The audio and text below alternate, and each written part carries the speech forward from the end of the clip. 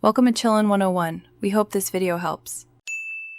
You start by powering the GPS land meter and confirming basic settings. This is the first actionable step. You must set the coordinate system and datum to match the survey plan so positions align. Next, enable augmentation like SBAS or RTK if you have corrections available.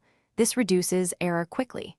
Make sure the antenna is mounted and unobstructed, then perform a compass calibration per prompts.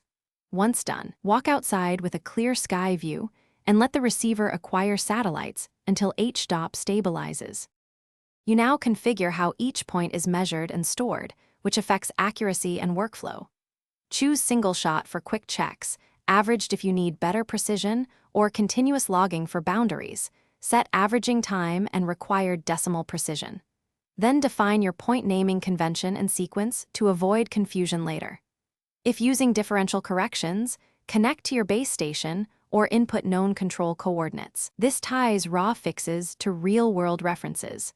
Make sure to test one control point to verify settings before You proceed to collect each survey point methodically. Hold the pole vertical, wait for the device to show a stable fix and acceptable HDOP, then record the point.